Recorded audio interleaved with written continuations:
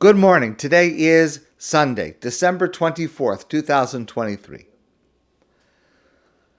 I'm still on yesterday's Torah portion, the Parsha Vayikash, and I want to share with you an amazing insight I learned over Shabbos that comes from Rabbi Yissachar Frand. And it starts with an apparently extra repetitive phrase in last week's Torah portion, yesterday's Torah portion. So, of course, we have this, one of the most dramatic moments in all of the book of Bereshis, the moment where Yosef reveals himself to his brothers, a tremendous shock and surprise. V'lo yochol Yosef lihisapek l'chol hanitzavim alav. Yosef was not able to hold himself back up, was not able to hold himself back. With all the other people who are there, second in command in Mitzrayim, their advisors and their secretaries and their assistants and their servants, there are lots of people there. Vayikra, and Yosef called out, Hotziu kol ish me'oloi. I want everybody to leave the room. Yosef was going to reveal himself to his brothers with nobody else present. Yosef says, please clear the room. No one's there. V'lo amad ish ito bihisvada Yosef elachav. And there was no ish, person, there when Yosef revealed himself to his brothers. Now that second phrase seems redundant. Yosef said, clear the room, everybody should leave the room. So, it's not like you ask one of your children to please help set the table. When Yosef gives a command, everybody listens the first time. So, Yosef said for everyone to leave the room. So why does the Torah have to tell us, and v'lo amad ish ito bihisvada Yosef elechav? That there was no other person there when he revealed himself to his brothers. Obviously, because he had commanded that the room be empty. Now, maybe the simple explanation is that it's a consequence. Since Yosef commanded there would be, that everybody should leave the room, so the consequence of that was that there was no one else present when Yosef revealed himself to his brothers. Okay, maybe. But I want to share something with you deeper from Rabbi Yissachar Frand, and it starts with a story he told about himself, and these kinds of stories happen to all of us from time to time. He tells a story. Rabbi Frand lives in Baltimore, and he was working at his desk, and he had some errands to do. He had to leave the house, and he had to go. He had to be there at a certain time, but he was involved in the work that he was doing at his desk, and he was delayed by 3 or 4 minutes. He wanted to finish up what he was working on his desk, and then he left. He got in his car, he drove down the road, made a turn, is driving towards where his errands are. And all of a sudden, he was turning onto a major street when he had a green light. And all of a sudden, a car, Nebuch, God forbid, flew into him. Now, he was okay. But all of a sudden, this car flew into him. And he didn't even know where he was going. He didn't know what happened. He was in shock. Fortunately, he was fine. The car was totaled. What happened was there was a man in a car who was running away from the police. And so the man was driving at high speed. The police were chasing him at high speed. The man ran into a couple of different cars, including Rabbi Frand's car. It got totally wrecked. Baruch Hashem, thank God Rabbi Frand was fine. And Rabbi Frand's initial thought to himself was, had I gotten up from my desk and left when I was supposed to, I would not have been at that corner. I would not be making that turn at that moment. I would have been several moments away from there. And then Rabbi Frand says to himself, wait a second. Such a thought is kfira, that is heresy. That's not the way that we're supposed to look at what happens to us in life. The proper perspective to looking at something like that happens to us in our lives is that God had a plan. And for whatever reason, it's between God and Rabbi Frand. God wanted Rabbi Frand to be in that circumstance. We don't know why. Usually we don't know why. But that was God's plan. And therefore, the fact that Rabbi Frand was a few minutes late leaving the apartment, he would not have avoided the problem had he left on time. If it was part of God's plan that he should be involved in that accident, so then, I don't know, God would have worked it out somehow differently. The car would have driven a little faster. There's no such thing as coincidence. There's no such thing as if only. So with that story in mind, here is the understanding to this question given by Rabbi Shmuel Brazil. Yosef ordered all the people in the room. And then, v'lo amad ish ito. The way we translate it is, no person stood in the room when he revealed himself to his brothers. But literally, v'lo amad ish, which means it could be a man, it could be a person. Ish did not stand in the room when Yosef revealed himself. What does that mean? Who is Ish? Person? Well, you might remember who Ish is because we discussed him earlier, a few weeks ago, in the Torah portion of Vayeshev. The Torah says, Vayeshev Yaakov be'eretz megurei aviv be'eretz Canaan. Yaakov dwelled in the land of his father, in the land of Canaan. Eila told us, Yaakov, these are the generations of Yaakov. Yosef ben Shvasrei Shana. Yosef, his son, was 17 years old.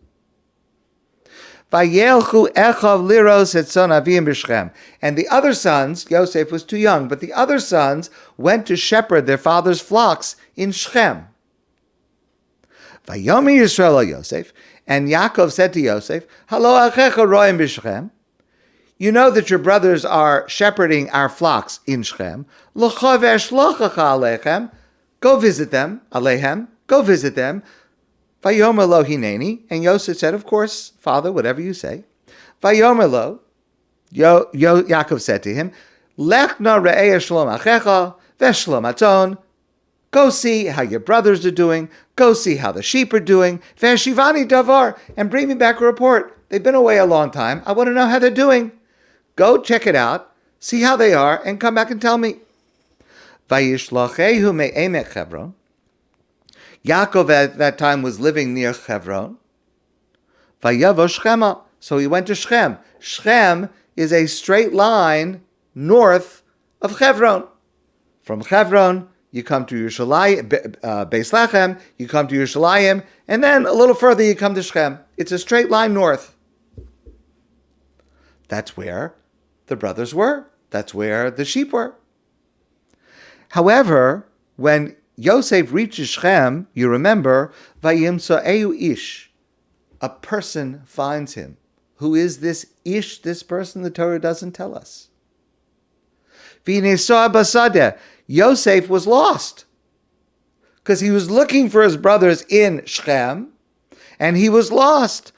Vayishaleu ha'ish lemor matvakesh. And this ish, this person, again unidentified, says to him, what are you looking for? You see a person wandering around and you want to help them. You say, what are you looking for? I'm looking for my brothers. Hagida nali, Can you please tell me, Efa Heim Roim, did you see? And it's a pretty noticeable sight. They're the sons of Yaakov. They were pretty well known, especially if you remember in the area of Shechem. And did you see where they went? Vayomer Ha'ish. And the person said to Yosef, Nas umizeh. They left here.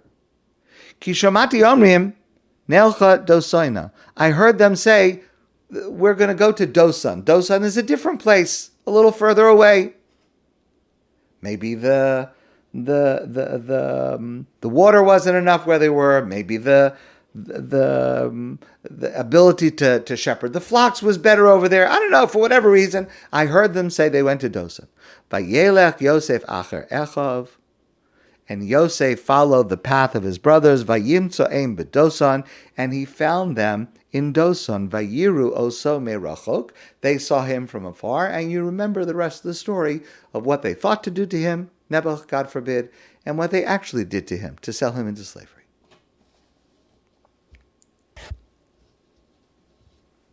Explains Rav Brazil. This is the Ish, the person that's being referred to. And Ish did not stand with Yosef when he revealed himself to his brothers. It would have been very easy for Yosef to say to his brothers or to himself at this moment, you know what?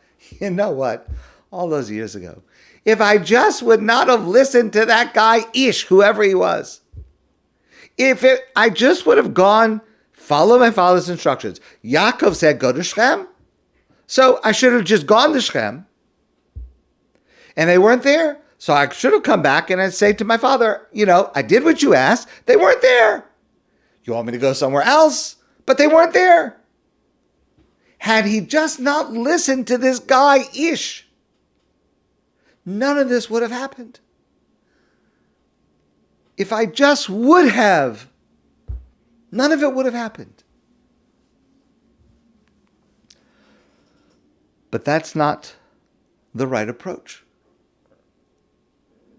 That's not the way that a Jew should look at what happens to them in this kind of circumstance. Yosef was not willing to say that all of the things that happened, that he was almost killed, that he was sold, that he was falsely imprisoned, and then his rise from prison, that all of those things is simply because of this coincidence he happened to meet this guy who told him where they were and he went to where they were in Dosan. That's not what Yaakov says. Instead, what Yaakov says is the way we are supposed to respond to these things that happen. Yaakov says, V'ata al te'atzvu. He says to his brothers when he says, Ani Yosef, I am your brother Yosef, don't be upset. Don't feel bad. Don't feel that you are wrong, that you sold me here. I was sent here on a mission by God. All of the apparent, in quotation marks, coincidences, they were not coincidences. All of the I should haves, they were not I should haves. It was a plan. That I should be here. That I should be here because we are 2 years now into a famine, and there are 5 more years of famine, because remember, Yosef had predicted this, had prophesied this in his interpretation of the dream to Paro. Asher ein chatzir v'ein charish v'chatzir. There's no food, there's no planting, there's no harvesting. V'yishlacheni Elokim lifnechem. It was God who sent me here. Lasum lachem she'eris be'eretz ulahachios lachem lifleita gedola. So that I should be here and I should be in a position to be able to give you food, because otherwise you, along with everyone else, would not survive this. And it was because of my being here and my plan that we're going to have food. That's why the brothers had come, because Mitzrayim was the only place that had food. V'ata lo atem shalachtem osihena. You are not the ones who are responsible for me being here, he says to his brothers. It's incredible. Can you imagine? You're not the ones that are responsible for me being here. Ki hu Elokim. It's God's plan. V'simeni la'av l'paro, u'la'adan l'chol beso, u'moshel b'chol eretz Mitzrayim. And it was all because God wanted me to be in this position of power in Egypt. So very quickly go home and tell Yaakov, our father, that Yosef is still alive and he is now the second in command of all of Egypt. And he wants you to come to Egypt because he can provide for you there.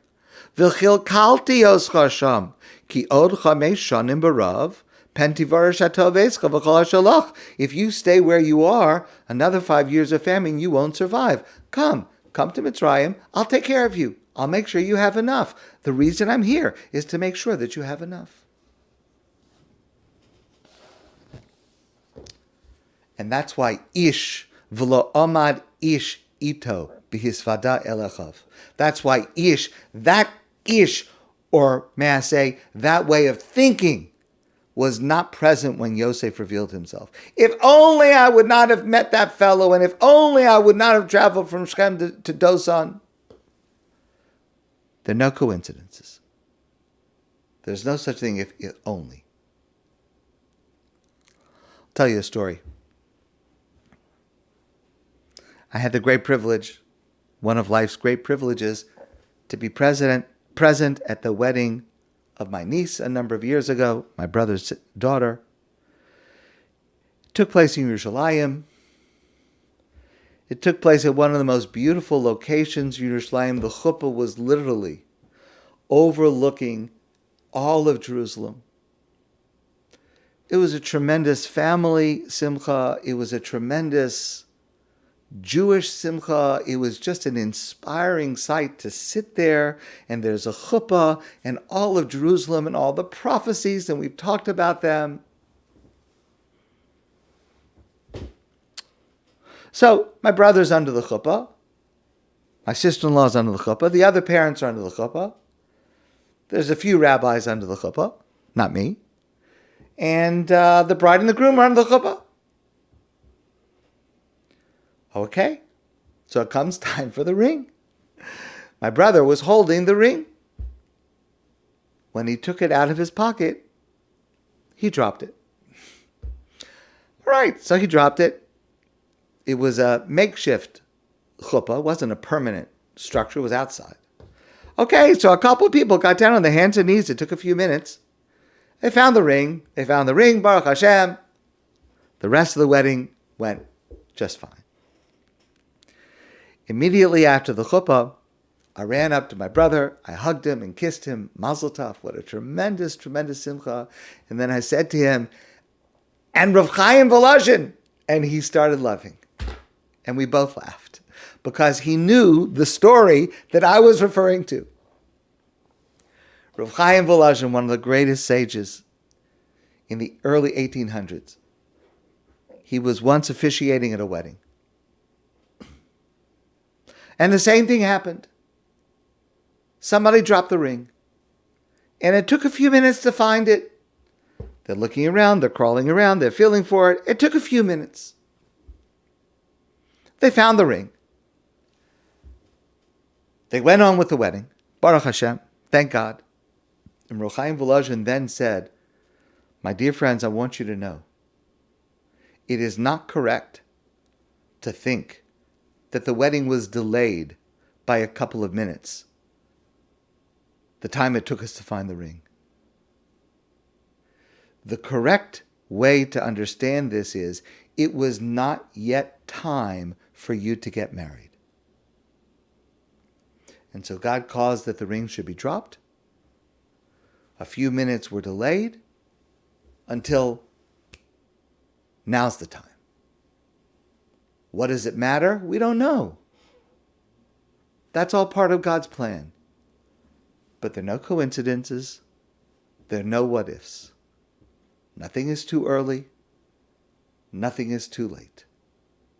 And we have to try in our own lives to make sure, v'lo amad ish ito, that kind of an ish, that kind of thinking never stands besides us.